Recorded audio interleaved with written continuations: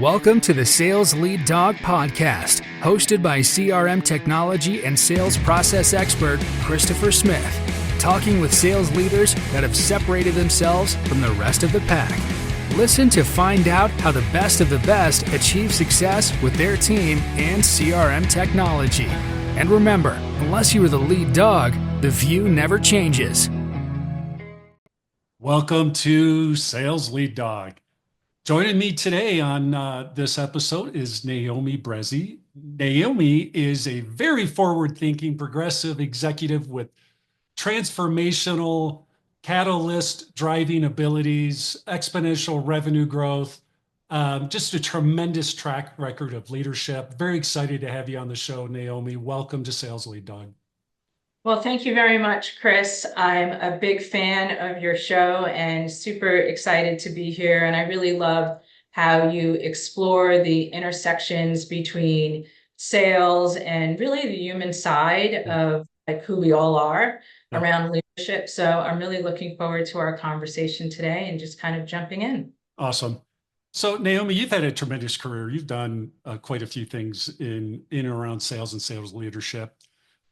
When you look back over your career, could you boil it down to three things for me that have really led and contributed to your success? I'll try. I think at the core of who I am, I've always been a pretty ambitious person.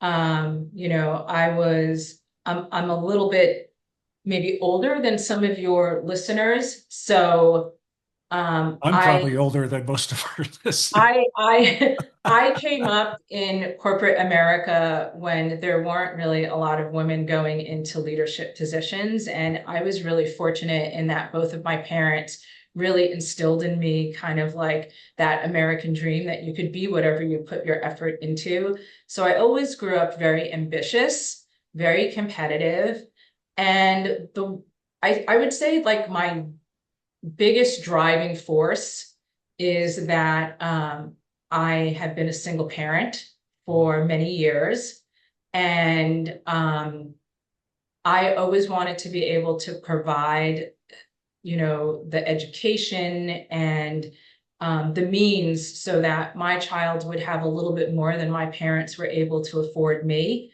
and they did a great job. So I grew up with a great amount of grit and determination. There was actually a point in my career where I left a very lucrative sales leadership role. It was early in my career. I was reporting to the CEO, and I had to take a giant step back because I just couldn't do the kind of travel as a single mother that I had been pursuing.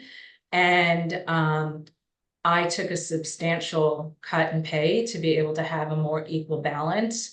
And within 12 months, I became that organization's one of the top salespeople in that organization and built a territory that was unfailing and unworked, and turned it into one of the top 3 territories globally for that organization, just because I knew that I needed to get to a certain salary level to be able to provide the things that I wanted to provide. So I'm pretty focused and driven always by my own kind of growth and journey.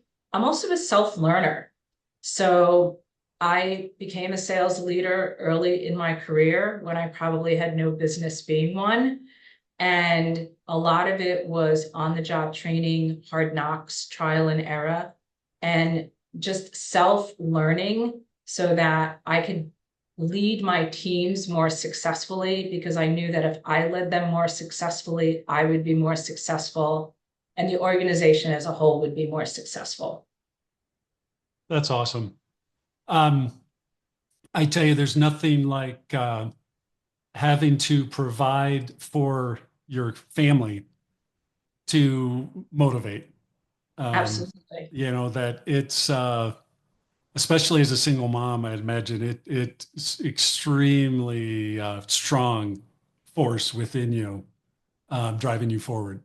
Yeah. And, I'm raising a daughter. She's an adult now, but I also wanted to be able to set that example for her that, like, there's going to be, nobody's life is perfect. We all have our ups and downs. And I know that this is a little bit of a cliche. We all get knocked down at varying points in our life. And it's not how you end up getting knocked down. It's how you dust yourself up, off and get back up and move forward and, start a new day with as positive of a mindset as you can with your goals ahead of you and, wanting to achieve and move those goals forward. Hey, we're taking a quick break to thank you for listening to and supporting the Sales Lead Dog podcast. I want to take a moment and tell you about my book, CRM Shouldn't Suck. If your CRM feels more like a black hole for data than something that actually helps your team sell, you're not alone. The book breaks down why CRMs fail for so many businesses and what you can do about it. No fluff, just real strategies that work. So go to crmshouldn'tsuck.com to order your free copy right now. That's right, we're giving it away. And while you're there, take 2 minutes to check out the CRM Impact Score. It's a quick diagnostic that shows you how your CRM is really performing, where it's helping you and where it's hurting you. You'll get a personalized report with clear, actionable next steps you can start right away to maximize your CRM investment. We've also got blogs, videos, and a bunch of other resources to help you finally get the results you were promised when you bought your CRM. And if you're watching on YouTube, hit that like button and make sure to subscribe so you don't miss any future episodes of Sales Lead Dog. Okay, let's get back to this episode of the Sales Lead Dog podcast. When you were beginning your career, or even before you're beginning your career, and you're kind of figuring out what I'm going to do, what was your vision for your future? Oh, Chris, that's so funny. So I went to school in New York City and I went to business school and I, knew that I was going to enter finance. And I had these visions of like having this grand corner office with a beautiful glass, and I would be looking out over like this beautiful Manhattan landscape.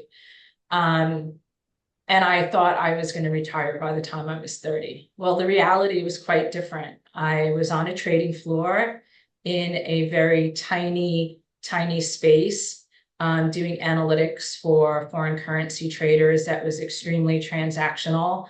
And when I was in college, I thought that was going to be my life career. And here I was actually doing it, right? I had achieved this goal of mine and I absolutely hated it. Yeah. It was very transactional. And it just wasn't like from a passion fit, from a person fit, personality fit. It wasn't good. And I was really fortunate at that time to be seen as a high potential employee. And I was approached by one of the presidents of one of the bank's operating units to really take on a role to lead the sales and marketing efforts of a new international payroll product the bank was going to launch. And it was going to be my job to sell it in the enterprise space throughout the US and Europe. So here I was in my mid-20s traveling, not quite around the world, but traveling pretty extensively and having the time of my life and selling to like the top 100 companies in the US that had the need for international payroll products. And that was really my entry into like what we call consultative selling today. Right. Again, I didn't really have any formal training. I think that I just had the ability to observe and learn about people and learn what they needed and be able to transcribe that, what I was selling, into how that could potentially help them solve a problem or a challenge or meet a goal. So, I mean, that's amazing that you like jump right into a role like that. That's like a dream come true for people that have been doing it for 20 years, How what were those early days like? I mean, did you fall on your face a lot? Was it just a lot of learning by hard knocks and falling down, or did you have a mentor? What was that path through that first job? It was a lot of fun actually. And I didn't have a mentor, and a lot of it was just like learning on the fly. And I just think that I was so naive and so like green that Right. I didn't even, if failure came, I didn't even know what it was. And Yeah. I I was very good at if, I had been selling into, if I had a sales opportunity and I was, driving it down the sales funnel, what we think of the sales funnel, and they decided not to buy, I always said to myself, okay, they might not be ready today, but I'm going to continue to foster this relationship in other ways. And they will buy at some point in time. Yeah. It wasn't until I actually left banking and went into my first leadership role that I really got knocked on my butt a couple of Yeah. times because I was entering my first real sales leadership role. Again, I was in my mid to late 20s and I was managing a team of men that were older than me and had a ton more experience than I did in sales, in the industry, in our clients, in market segmentation, in everything. And I came in with a real chip on my shoulder, Mm. and I came in a bit cocky, Yeah. and I came in with the attitude that it was going to be my way or the highway. And I had no idea what I was doing or what I was talking about. Yeah. I was very fortunate in that role to have a senior vice president that I reported to that really mentored and coached me. I still hadn't had any formal leadership training, Right. or even formal sales training at this point. But I was very fortunate to have that person as a mentor to me as I was going through like a lot of failure with my team, with the culture, with our clients, and really had to take a step back and reflect on what I was doing wrong. And it was a tough lesson. It was a humbling pill to swallow because I had to really reflect on what I was doing wrong and not try to make it what they were doing. Right. And I really had to change my approach in the way that I was working with this much more experienced older group of salespeople. What was it like in those days? Because back then, um, in a lot of roles, a lot of organizations, there weren't a lot of women.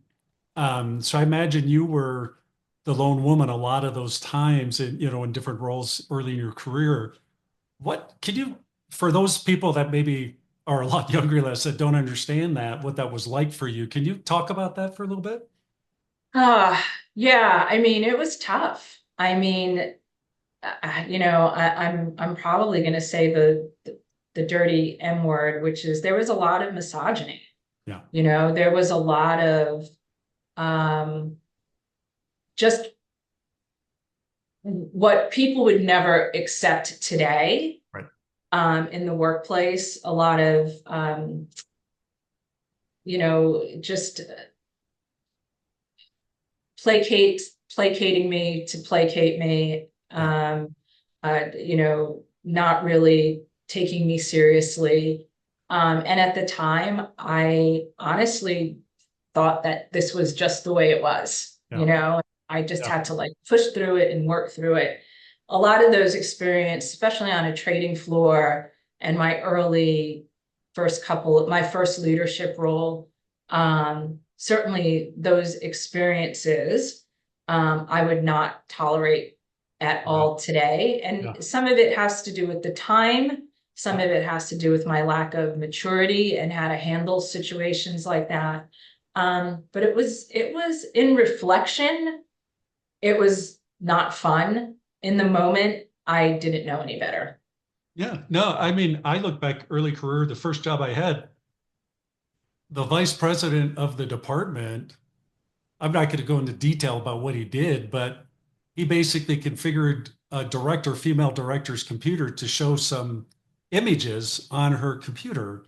Today, you would totally get fired. You get sued. I mean, the company's such huge, but back then, everyone just kind of laughed like, oh, ha, ha, ha.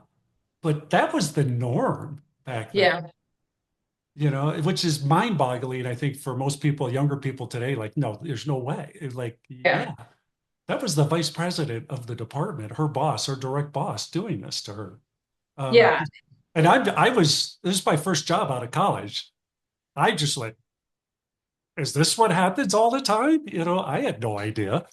Yeah. I mean, so, nowadays, we've evolved, thankfully, Yeah, thank God. from a cultural standpoint, from a societal standpoint, to know that those things are not, they're egregious and they Yeah, shouldn't be allowed, and they shouldn't be allowed anywhere in society, but especially in the workplace. yeah. So how has that shaped your view and your role as a leader in terms of team development, mentoring, coaching, your whole approach to leadership? Um, you know, I always try my best to make opportunity available to everybody on my team.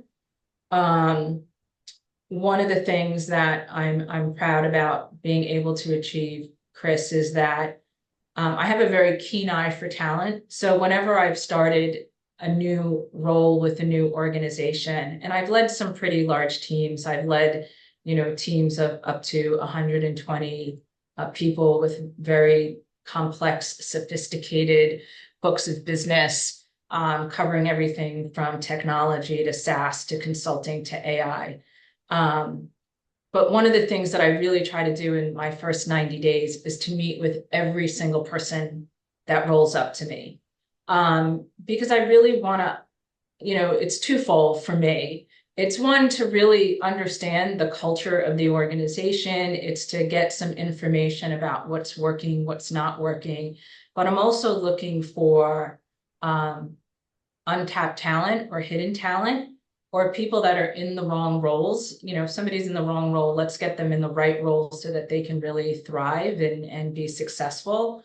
And this is not something that I was taught. It's just something I started doing. And through this, I've been able to identify a lot of really untapped talent.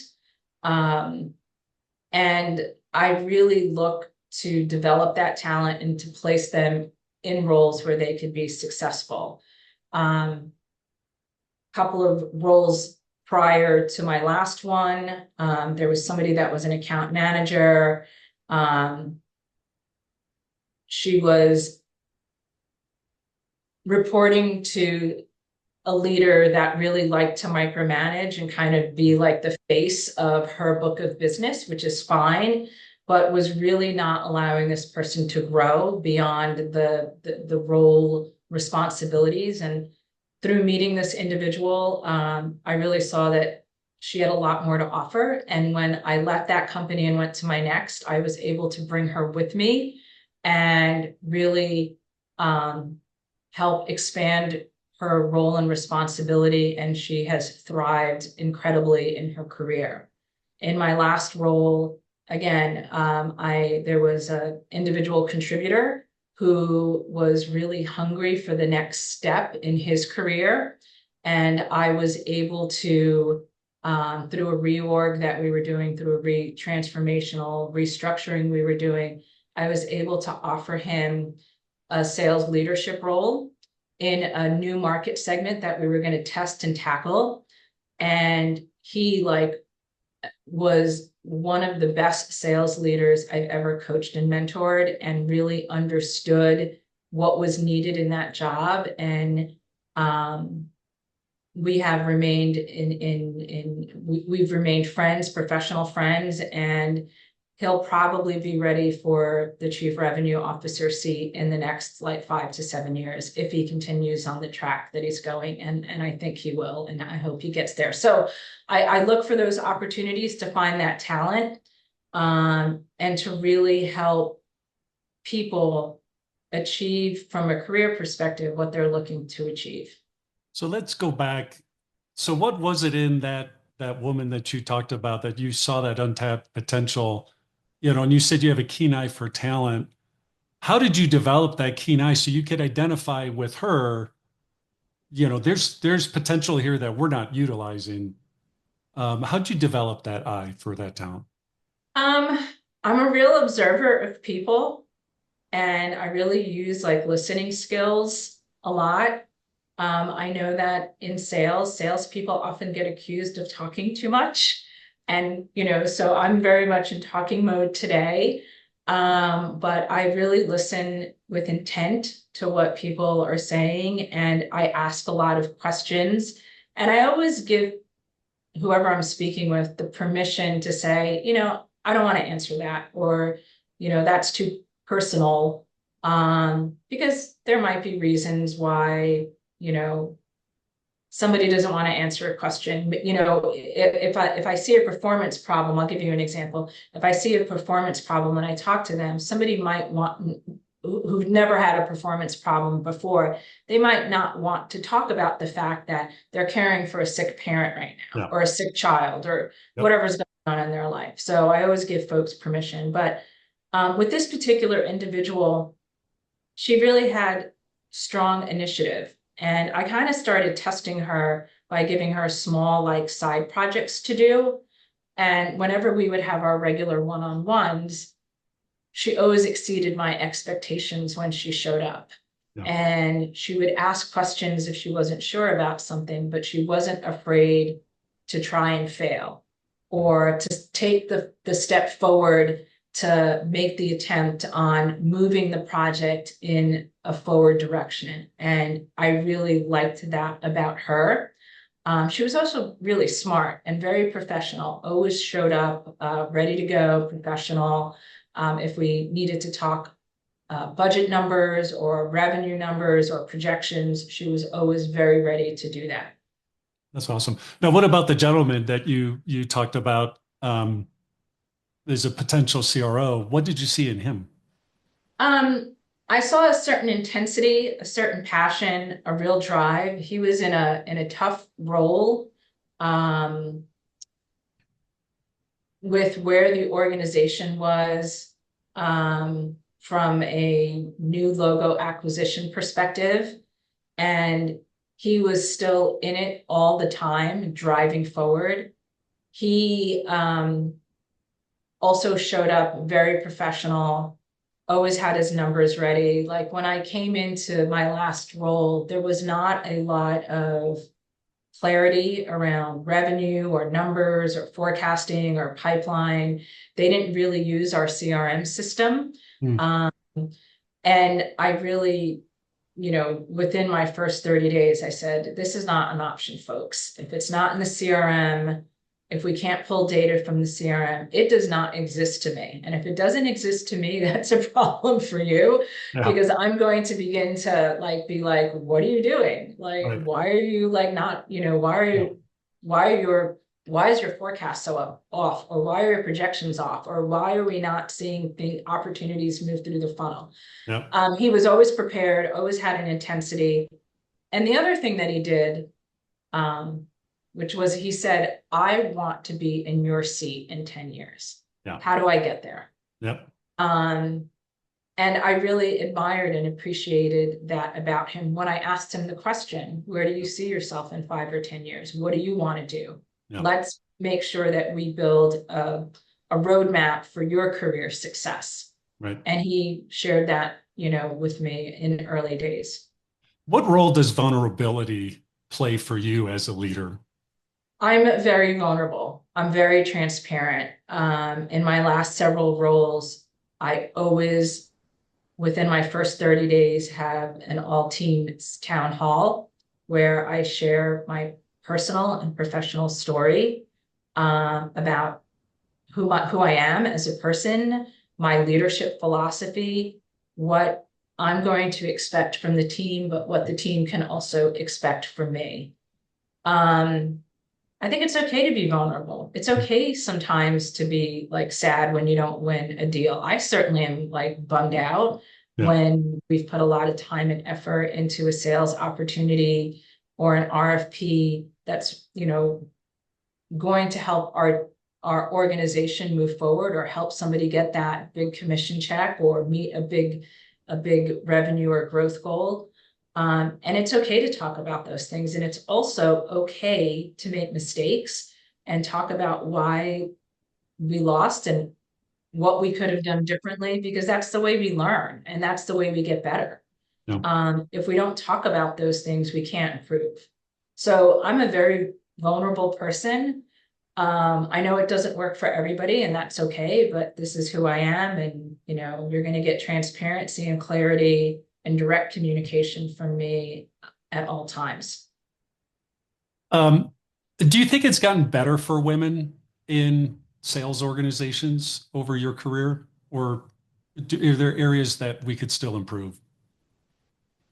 Well, I was reading recently an article from a very well-known human capital consulting company that said of all of the Fortune 1000, or maybe it was Fortune 500 companies, only 10% are CEO females. So yes and no, right? Yes, there are more women that are coming into the C-suite. But I can tell you just from my own personal experience, I'm typically the only woman sitting at the C-suite table. And I'm definitely 90% of the time the only woman, at those quarterly board meetings, excuse me. Yeah. The vast majority of board members are white men. Mm-hmm. And I really think that needs to change. And one of the things that I've worked hard at throughout my career is with my teams is really ensuring that there's an equal balance between men and women, that people of color have opportunities within my organizations. One of the things that I'm very proud of in my former job was we were selling into the higher education space. I did a listening tour of our clients. And when I met with the presidents of our historically Black colleges and universities, one of the things that I heard loud and clear was, please don't send me another white male to sell into our college or our university, because they don't understand the unique needs of HBCUs. And I was very proud of the fact that I was able to hire not only women, but people of color that came from HBCUs that really understood the unique dynamics of that market segmentation, and were able to be very successful in selling into our clients that were HBCUs, and were even more successful in selling some of our early adopters of some of our AI technology products. Yeah. I really think it was a result of having the right team interfacing with those clients. Yeah. What advice do you have for any women that are listening, or people that are of color that, that maybe like, hey, I want to be where you are in 10 years. What advice do you have for them? I would say this is the unfortunate reality of us in the workplace. You always have to be prepared. You always have to look the part. Know your numbers, and be clear with your communication. And it's okay to ask the hard questions. In several of my last roles, sometimes there were things that kind of made me go, that didn't seem right. Or why did they ask me that question, but not ask my male colleague a similar question? Yeah. And it's okay, choose your timing, but to talk to your immediate manager. In my instance, in my last couple of roles, I reported to the CEO. So I would, show up with vulnerability and say, I'm wondering if this was just coincidence or if this is a pattern. Right. This is kind of how I felt when X, Y, and Z happened. What do you think? And kind of let them, be very open-ended in my question, and see what they felt of the situation. Doing that will But tell you a lot. yeah, Leaving it open-ended like that and but see where they go. I mean, I would say just keep moving forward, build your network. Yeah. That is going to be really, really important. And look for mentors. Sometimes a mentor or coach doesn't need to be in your immediate company. One of my best mentors and coaches is somebody that's in my industry, but I've never worked for. And I met through a consulting gig I was doing. He was on the board, and I just really began to develop a relationship with him outside of that consulting opportunity I was doing. And he's one of the best coaches that I have. Like, I go to him when something feels weird or not right, or I've had a success, or I'm looking for a new role. And he's really been extremely helpful in helping to guide me. I would also say, pay it forward. So when somebody helps you, help them. There's an amazing Madeleine Albright quote that says, "There's a special place in hell for women that don't help other women." Oh man, yeah. And it's one of my favorite quotes. So I really try to pay it forward, not only to the women that are in my professional life, but also to the men. I believe in good karma. Yep. Oh yeah, me too. Changing topics here a bit. CRM, do you love it or do you hate it? Um, I love it. So, What um, about CRM makes you love it? well, listen, when I was an individual contributor, maybe I hated it because to me, busy work. Yep. But it was a necessary evil to be able to show that, like, yes, I am prospecting, and yes, I am moving things through the sales funnel. And then when I had success and could see that, like, I was ahead of goal or making goal, I loved it, right? But as a sales leader and as a sales executive, it's really imperative for us to be able to have eyes on the data, to be able to analyze the data, and to be able to understand what's happening in the market. Because if COVID taught us one thing, it taught us that life could change in a moment's notice. And we have to be fluid and agile in how we go to market. We might have a new competitor coming out. There might be a war. There might be 1,000 different things that could occur that are outside of our ability to manage and drive, that we have to be fluid and agile to be able to adopt to continue to be successful. So it's a tool that really allows us to gather that data, to see trends, positive and negative, to be able to tweak our value prop, our market offering, but also to make sure that we're making our goals and we're growing in the way that we want to continue to grow, expand, and scale. Yep. If you could change one thing about CRM, it could be the technology, maybe it's the approach to how people are leveraging CRM. What would it be? Um, I would love it if, like, what I'm visualizing in my brain, I could take out of the CRM and put, like, in a presentation that I need to present to the board. Yeah. I think with the advent of AI, we're going to get closer and closer and closer to that. There are some great tools out there that can help put together really amazing presentations now.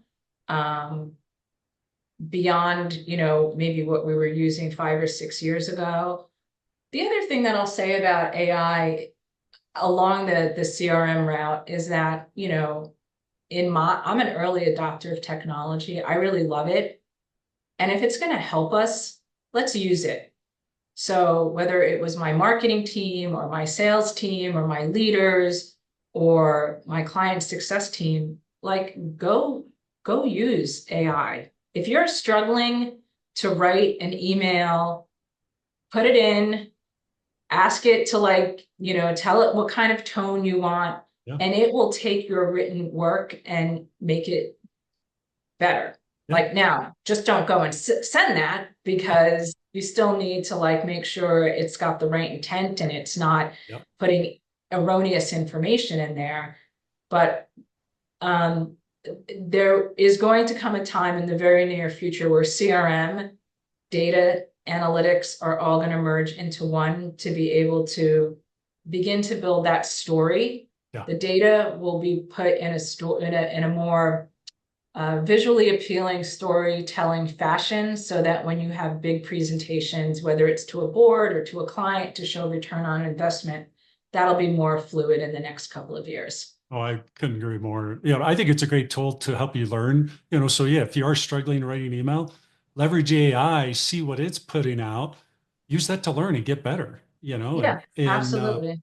So it's mind-boggling, the stuff that's coming and the change that we're going to be seeing over the next few years. Naomi, we're at our time here on Sales Lead Dog. I really appreciate you coming on the show and sharing your story. If people want to reach out and connect with you, what's the best way for them to do that? Well, I'm an active, so not to give a plug to any one place, but I'm an active LinkedIn, user. So please, I think I'm the only Naomi Brezi out there. So please reach me there, or certainly, Chris, they could reach me from the link of our show today. And I'd be happy to connect with them, and, just continue to build out each other's networks and, help each other. No, that's great. So if you didn't get that, no worries. It's going to be in our show notes. You can get that at impellercrm.com/sales lead dog, where you'll get not only the show notes for this episode and be able to connect with Naomi, you'll get all our 150 plus episodes of Sales Lead Dog. So be sure to check that out and subscribe. That really helps us out. And you get all our future episodes. Naomi, thank you again for coming on Sales Lead Dog, and welcome to the Sales Lead Dog Pack.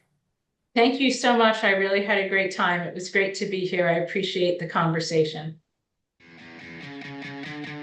As we end this discussion on Sales Lead Dog, be sure to subscribe to catch all our episodes. On social media, follow us on LinkedIn, Facebook, and Instagram. Watch the videos on YouTube, and you can also find our episodes on our website at impellercrm.com/Sales Lead Dog. Sales Lead Dog is supported by Impeller CRM, delivering objectively better CRM for business, guaranteed.